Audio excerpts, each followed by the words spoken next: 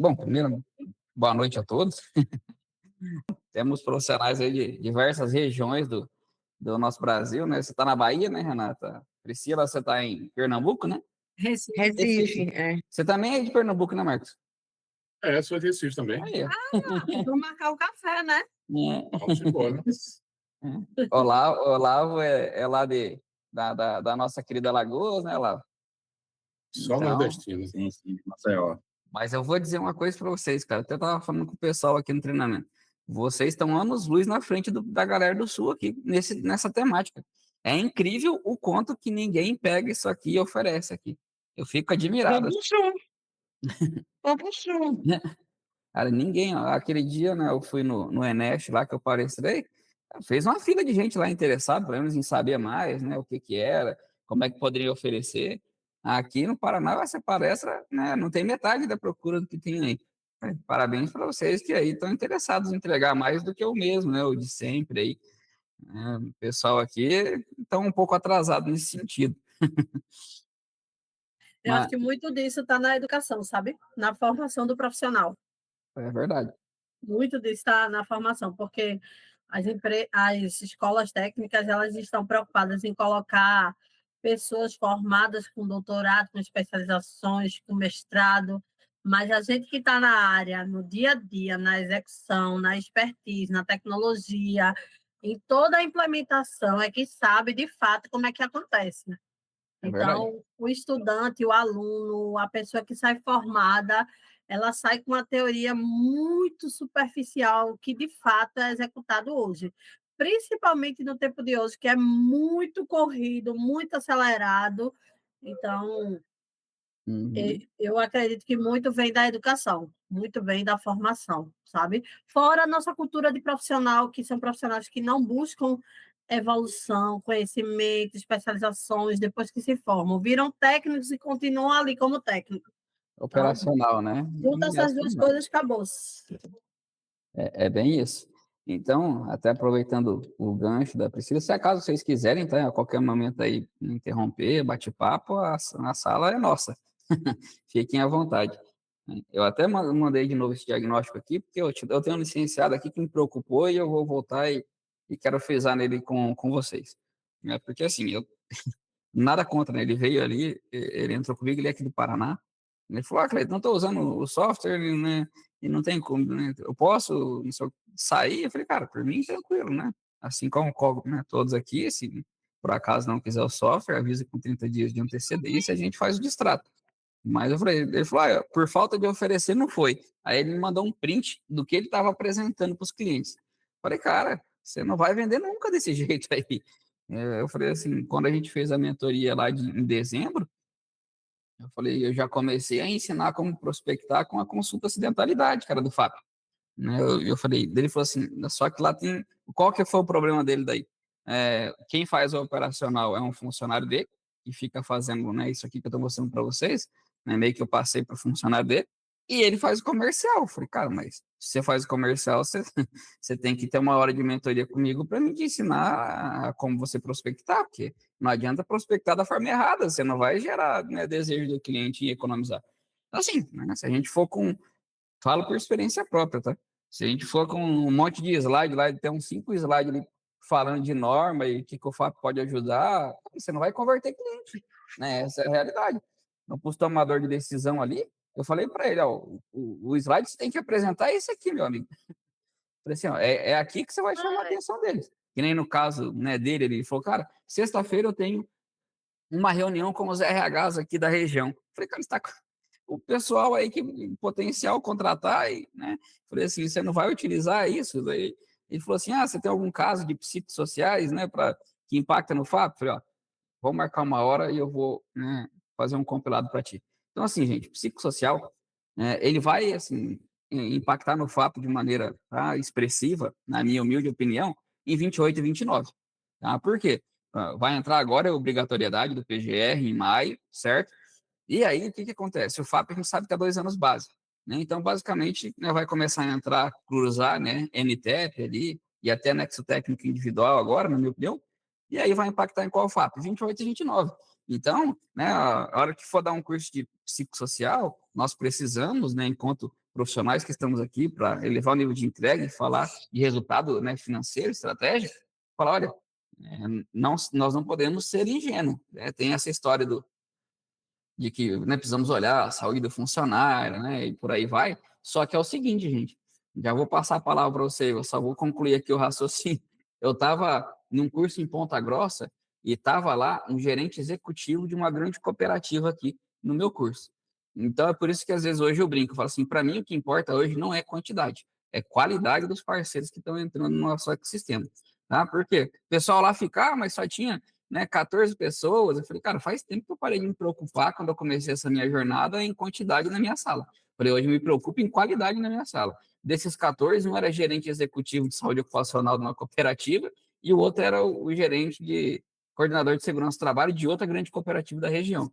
Né? Esses dois aqui, olhando daqui a pouco, eles me prospectam, para mim tá tudo certo. Né? Já valeu a viagem. E o que o gerente corporativo lá da cooperativa me falou? Cara, isso é visão de negócio. Né? Eu falei, na hora que eu comecei a falar, ele falou assim, Cleiton, isso aí, eu falei, vocês acham que o psicossocial veio por causa da saúde do trabalhador ou para impacto tributário? Ele falou assim, cara, isso aí é impacto tributário, né? Porque o que a gente colocar agora, se não monitorar, não contestar, nós vamos pagar mais no fato lá na frente. Eu falei, cara, é essa visão aí que eu quero que todos tenham. Ele já tem essa visão, né? Ele já sabe que, por mais que ele é da saúde ocupacional, o que o governo está colocando agora é simplesmente repassar a conta para as empresas em 28 e 29, tá? Porque a conta chega. Então, quando a gente fala de riscos psicossociais, é importante a gente alertar os clientes que não é agora, não é no PGR agora que eles vão sentir. Até pode ser, né? Se for um fiscal do trabalho ali, mas é o que eu digo lá, eu estava falando com ele, fiscal do Ministério do Trabalho. Cara, aqui no Sul, pelo menos, ninguém tem medo do Ministério do Trabalho, tá? Cá entre nós. Por quê? Os caras vão lá, eles vão olhar só lei trabalhista. Se a empresa, né, for multada e pagar dentro de 30 dias, tem 50% de desconto, às vezes é mais barato eles pagar a multa do que arrumar. E aí esperar o fiscal voltar lá daqui a um ano. O maior problema está no Ministério Público do Trabalho, que aí, né, nós estamos elevando o nível de fiscalização e de multa. E ele, como profissional executivo da saúde ocupacional dessa cooperativa, já tinha essa visão. E eu estou compartilhando com vocês porque esse é o caminho, né, para que a gente saia do óbvio aqui. Lógico, é importante atender a norma agora? É, mas, né, que as empresas não caiam nessa de que é para, né, por causa da saúde do funcionário. E aí, alguém vai pagar essa conta em 28, 29 e é as empresas, se elas não contratarem alguém aqui, né, do nosso ecossistema, alguém que entregue, que nós vamos entregar. Por favor, Iva, fique à vontade. Olha, gente, quando o Cleiton falou dessa dor desse colega que tinha assinado software, né, e estava com dificuldade de fazer prospecção, eu vou trazer um exemplo para vocês que eu vivi essa semana, tá? Eu vim para o Respira Brasil, encontrei um colega que ele é contador, ele é um dos melhores contadores do Brasil, e um colega da mesa do conselho, né, de outro movimento que eu faço parte, em outro momento eu falo sobre isso com vocês. E aí eu falei, poxa, Reginaldo, eu preciso conversar com você, eu tenho uma proposta para te fazer de um novo projeto que eu estou envolvido e tudo mais. E aí ele falou assim, olha, amanhã eu volto para cá, mas eu não venho para o Respira Brasil, eu vou palestrar em uma confraria. E eu nunca tinha participado de uma confraria. Eu falei, pode levar convidado? Ele falou, pode, você quer ir comigo? Eu falei, claro. E aí eu fui para entender como que funcionava uma confraria, o que tinha lá, né, a ambiência e tudo mais. Eu não fui pensando em vendas, eu não fui pensando em prospecção. E aí, quando a gente chegou lá, eu ia ficar sentada lá no meu lugarzinho, né? Não ia falar nada, ele era o palestrante, né? Quando começou, o dono da confraria falou assim: olha, nós vamos ter uma dinâmica quebra-gelo. Cada pessoa que está aqui vai ter 1 minuto para se apresentar e falar qual é a solução que carrega. Gente, quando aquele cara falou isso, a minha cabeça chega explodiu, porque eu estava diante de 20 empresários, eu não sabia qual era o segmento deles, mas eu sabia que todos eles eram clientes, né, em potencial para mim. Então, quando chegou a minha vez, eu me apresentei rapidamente, não estava nem aí querendo dizer se eu era engenheiro, o que é que eu era, de onde eu era, nada. Eu só queria falar a solução que eu carregava. E eu disse, olha, eu sou engenheiro de segurança do trabalho e eu ajudo vocês, empresários, a reduzirem custos através da segurança do trabalho. Por mais que Reginaldo é contador, tem um tributo que é específico, que somente o profissional da segurança do trabalho sabe. E posso dizer com segurança, 90% de vocês aqui estão pagando esse imposto indevido. Posso contribuir dessa maneira aqui na confraria. Ponto, sentei. Gente, quando deu o intervalo, 5 empresários de uma única vez vieram falar comigo. E é incrível, porque esses 5, tem mais 5 em potencial. Tem um dono de construtora que falou: olha, eu faço isso, mas tem as terceirizadas disso, disso, disso, que a gente faz parte todo do mesmo conjunto. Então, assim, é muito simples. Então, esse conhecimento que vocês estão adquirindo aqui, esse novo meio de fazer segurança do trabalho, ele é incrível. Eu vim para São Paulo em era um bate e volta. Eu estou sem data para voltar de tantas empresas para visitar. Então, assim, está difícil encontrar um horário na minha agenda. A gente está vivendo um momento divisor de água na segurança do trabalho, nós precisamos aproveitar. Então, quando vocês verem um vídeo meu e do Cleiton aqui gritando, apelando, é porque o negócio é muito bom e a gente quer que vocês tenham esse conhecimento e faça a diferença. Porque, por mais que a gente trabalhe arduamente, o Cleiton e eu, humanamente impossível, a gente vai atender todas as empresas do Brasil.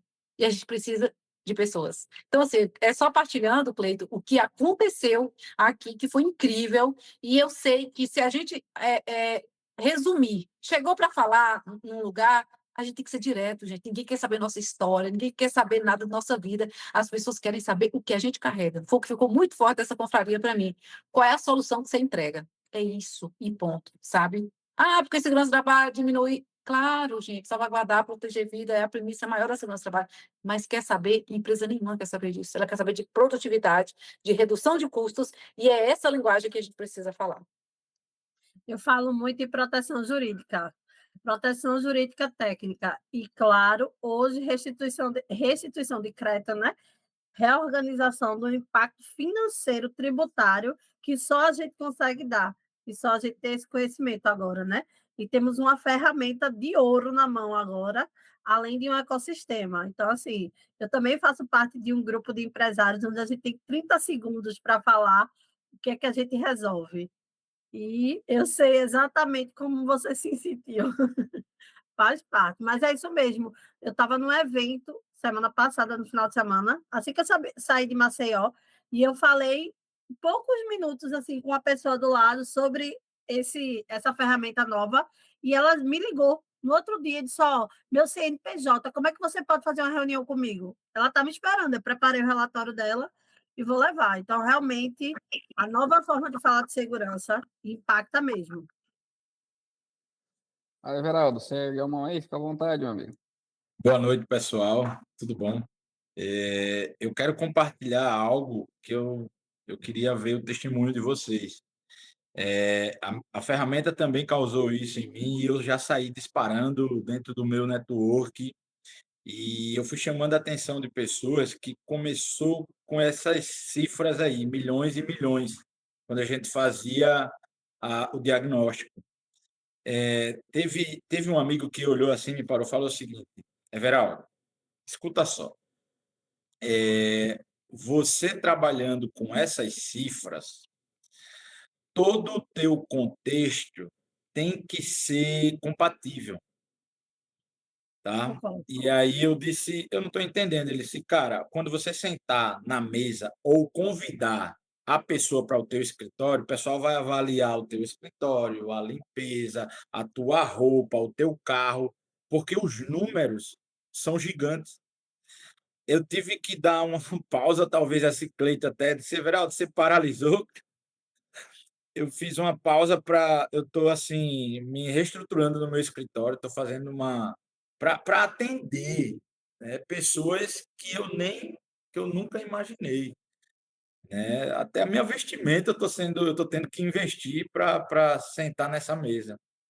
Então, se aconteceu, eu estou só compartilhando algo que aconteceu comigo aí.